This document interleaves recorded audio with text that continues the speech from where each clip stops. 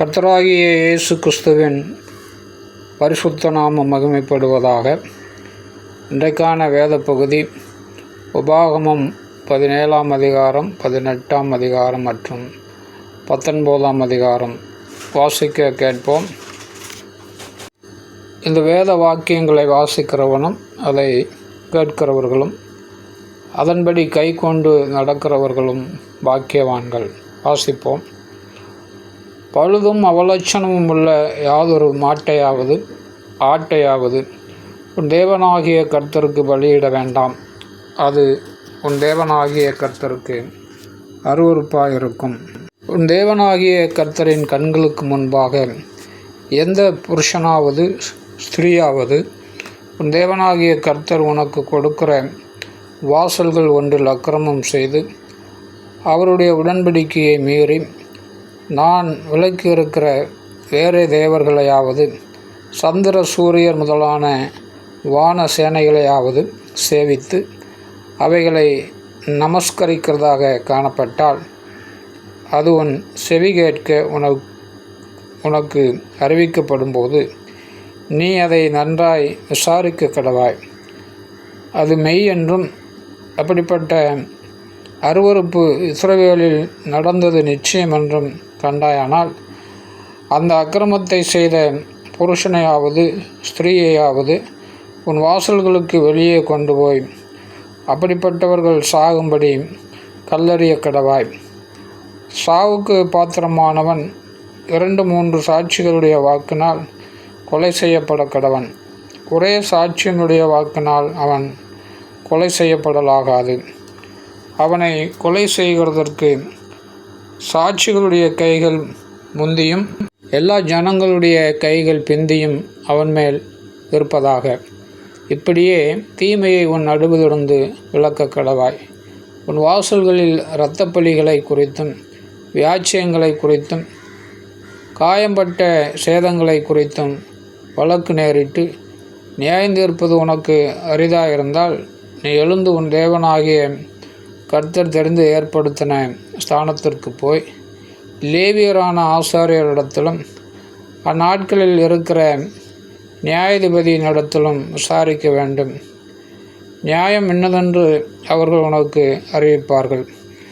கர்த்தர் தெரிந்து கொண்ட இடத்திலிருந்து அவர்கள் உனக்கு அறிவிக்கும் தீர்ப்புக்கு நீ இணங்கி அவர்கள் உனக்கு விதிக்கிற செய்ய கவனமாயிருப்பாயாக. அவர்கள் உனக்கு அறிவிக்கும் தீர்ப்பை விட்டு வலதுபுறம் இடதுபுறம் சாயாமல் அவர்கள் உனக்கு உணர்த்தும் பிரமாணத்தின்படியும் உனக்கு சொல்லும் நியாய தீர்ப்பின்படியும் செய்ய கடவாய். அங்கே உன் தேவனாகிய கர்த்தருக்கு ஆராதனை செய்யும்படி நிற்கிற ஆசாரியனுடைய சொல்லையாகிலும் நியாயாதிபதியினுடைய சொல்லையாகிலும் கேளாமல் ஒருவன் இடும்பு செய்தால் அவன் சாகக்கடவன். இப்படியே தீமையை இஸ்ரவேலிலிருந்து விலக்க கடவாய். அப்பொழுது ஜனங்கள் எல்லாரும் அதை கேட்டு பயந்து இனி இடும்பு செய்யாதிருப்பார்கள்.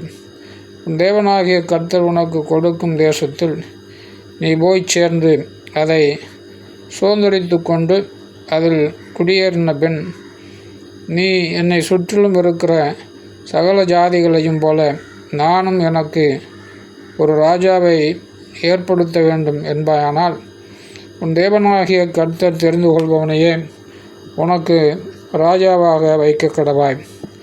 உன் சகோதரருக்குள் இருக்கிற ஒருவனையே உன்மேல் ராஜாவாக ஏற்படுத்த கடவாய். உன் சகோதரன் அல்லாத அந்நியனை ராஜாவாக ஏற்படுத்தக்கூடாது. அவன் அநேக குதிரைகளை சம்பாதியாமலும் அநேக குதிரைகளை தனக்கு சம்பாதிக்கும்படிக்கு ஜனங்களை திரும்ப எகிப்திற்கு போக பண்ணாமலும் இருக்க கடவன்.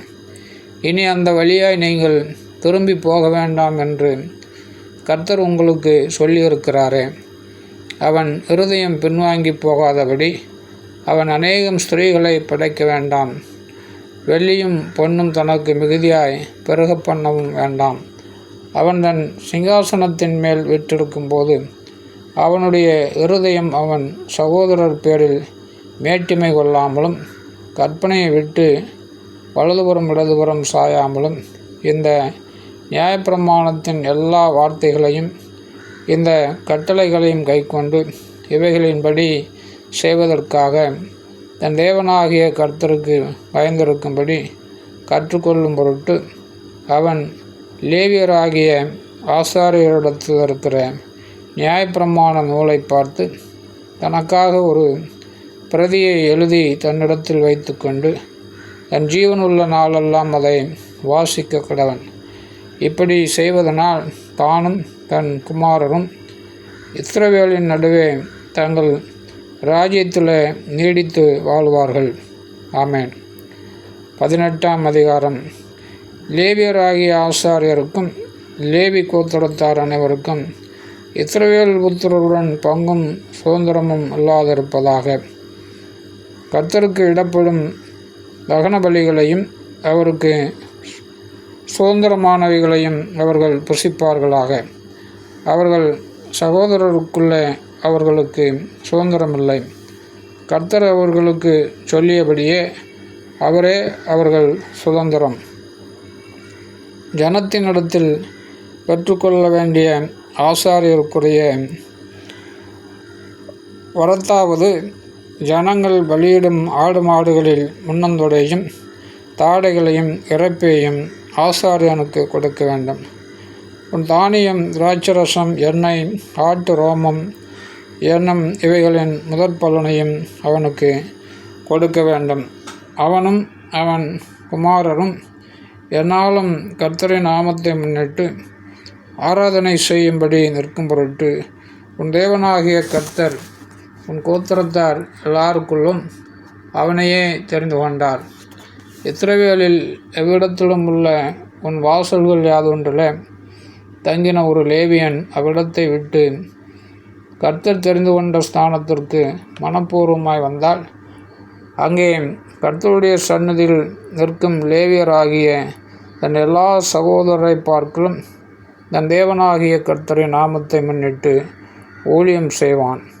அப்படிப்பட்டவர்கள் தங்கள் பிதாக்களுடைய ஆஸ்தியின் விலைக்கரையத்தை அனுபவிக்கிறதும் அல்லாமல் சாப்பாட்டிற்காக சமமான பாகத்தையும் பெற்றுக்கொள்வார்கள்.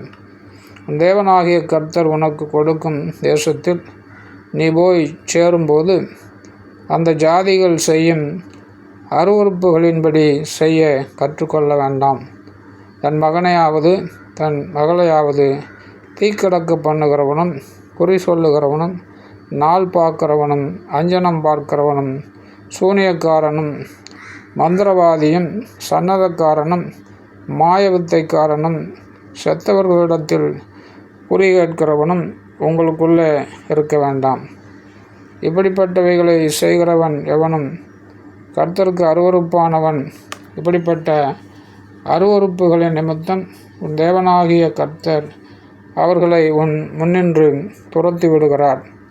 உன் தேவனாகிய கர்த்தருக்கு முன்பாக நீ உத்தமனாய் இருக்க கடவாய். நீ துரத்திவிடப் போகிற இந்த ஜாதிகள் நாள் பார்க்கிறவர்களுக்கும் குறி சொல்லுகிறவர்களுக்கும் செவி கொடுக்கிறார்கள். நீ அப்படி செய்கிறதற்கு உன் தேவனாகிய கர்த்தர் உத்தரவு கொடார். உன் தேவனாகிய கர்த்தர் என்னைப் போல ஒரு தீர்க்கதரிசியை உனக்காக உன் நடுவே உன் சகோதரரிலிருந்து எழும்ப பண்ணுவார். அவருக்கு செவி கொடுப்பீர்களாக. ஓரேபில சபை கூட்டப்பட்ட நாளில் நான் சாகாதபடி என் தேவனாகிய கர்த்தர் அவருடைய சத்தத்தை இனி நான் கேளாமலும் இந்த பெரிய அக்கினியை இனி நான் காணாமலும் இருப்பேனாக என்று உன் தேவனாகிய கர்த்தரை நீ வேண்டிக் கொண்டபடியெல்லாம் அவர் செய்வார். அப்பொழுது கர்த்தர் என்னை நோக்கி, அவர்கள் சொன்னது சரியே. உன்னைப் போல ஒரு தீர்க்கதரிசியை நான் அவர்களுக்காக அவர்கள் சகோதரரிலிருந்து எழும்ப பண்ணி என் வார்த்தைகளை அவர் வாயினால் அருளுவேன். நான் அவருக்கு கற்பிப்பதையெல்லாம் அவர்களுக்கு சொல்லுவார். என் நாமத்தினாலே அவர் சொல்லும் என் வார்த்தைகளுக்கு செவிகொடாதவன் எவனோ அவனை நான் விசாரிப்பேன். சொல்லும்படி நான் கட்டளையிடாத வார்த்தையை என் நாமத்தினாலே சொல்ல துணியும் தீர்க்கதரிசியும் வேறே தேவர்களின் நாமத்தினாலே பேசும் தீர்க்கதரிசியும் சாக கடவன். கர்த்தர் சொல்லாத வார்த்தை இன்னதென்று நான் எப்படி அறிவேன் என்று நீ உன் இருதயத்தில் சொல்வாயாகில், ஒரு தீர்க்கதரிசி கர்த்தரின் நாமத்தினாலே சொல்லும் காரியம் நடவாமலும் நிறைவேறாமலும் போனால் அது கர்த்தர் சொல்லாத வார்த்தை. அந்த தீர்க்கதரிசி அதை துணிகரத்தினால் அவனுக்கு சொன்னான். அவனுக்கு நீ பயப்பட வேண்டாம். ஆமேன். 19ஆம் அதிகாரம்.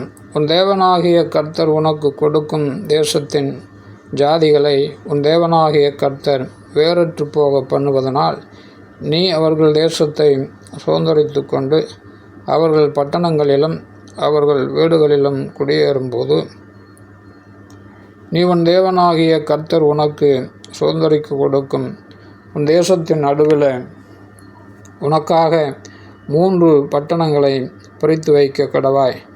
கொலை செய்தவன் எவனும் அங்கே ஓடிப்போகும்படி உன் தேவனாகிய கர்த்தர் உன்னை சுதந்தரிக்க பண்ண போகிற உன் தேசத்தின் எல்லையை நீ 3 பங்காக பகுத்து அதற்கு வழியை உண்டு பண்ண கடவாய்.